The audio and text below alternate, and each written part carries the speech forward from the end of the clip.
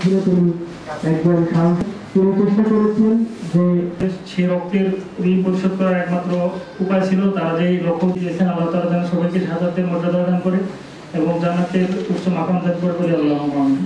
এটা মাথায় রাখি দেবে সাউন্ড কিট দেওয়া যাবে চলে যায় এর সাথে সাউন্ড সিস্টেম শেয়ার করেছেন এয়ারপোর্টে তো আশা করি বোঝা যাচ্ছে এটা গণহত্যায় রূপান্তর করে নেগেটিভ দৃষ্টিভঙ্গিকে বিচার বিশ্লেষণ করে আন্দোলনের সাথে যুক্ত এর মধ্যে ইতিহাসে যত আন্দোলন গণ আন্দোলন বিপ্লব হয়েছে প্রত্যেকটা আন্দোলনের পিছনে প্রত্যেকটা গণ আন্দোলনের পিছনে বিপ্লবের পিছনে সবচেয়ে বড় যে শক্তিটা কাজ করেছে সেটা হচ্ছে ছাত্র জনতা। আমি একা ভালো হলে কিন্তু দেশ ভালো করা সম্ভব না। আমার মেসেজটাকে অন্য কারো কাছে পৌঁছাতে হবে।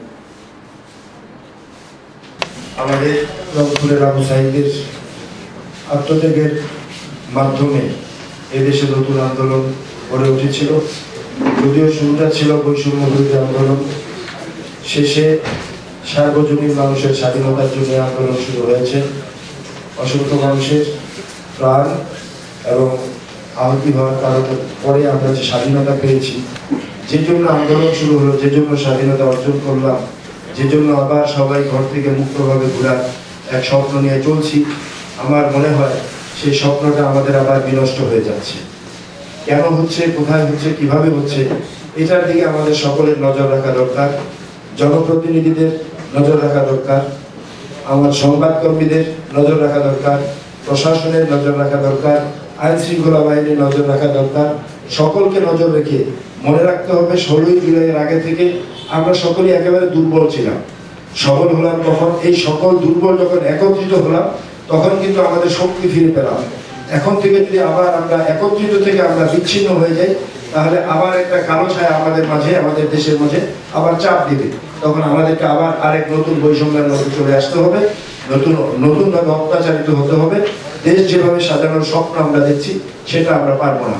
এই জন্য আমি সকলের প্রতি উদাত্ত আহ্বান এবং অনুরোধ জানাবো বিনীতভাবে, আসুন আমরা যে ঐক্যের মাধ্যমে 36 জুলাই গঠন করেছিলাম, সংগঠিত হয়েছিল, সেই ঐক্যটাকে যেন আমরা ধরে রাখতে পারি, আমাদের স্বপ্ন যেন আমরা বাস্তবায়ন করতে পারি, এটার থেকে সকলের সুদৃষ্টি এবং সুচিন্তিত চেতনা আমরা যেন জীবিত রাখতে পারি আশাবাদ ব্যক্ত রেখে আজকে যে উদ্দেশ্যে তারা জীবন দিয়েছে, বৈষম্য মুক্ত সমাজ চাই, জাস্টিস, আমরা জাস্টিস চাই।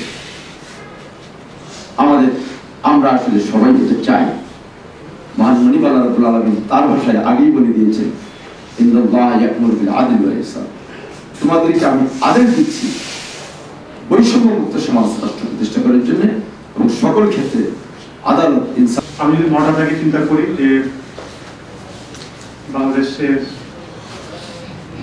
শান্তি শৃঙ্খলা আনার জন্য, সুশাসন প্রতিষ্ঠা করার জন্য তিনটি পক্ষ, প্রেসিডেন্ট, একটি পক্ষ হচ্ছে রাজনৈতিক পক্ষ, আরেকটি পক্ষ হচ্ছে আমাদের সরকারি কর্মচারী আমরা যারা আছি, একটি পক্ষ, আরেকটি পক্ষ হচ্ছে আমাদের দেশের জন্য। প্রথম যে দুটি পক্ষ রাজনৈতিক লিডারশিপ, আমাদের সরকারি কর্মকর্তা কর্মচারী আছে, আমাদের এই দুইটা পক্ষের দায়িত্ব হচ্ছে জনগণকে সেবা করা।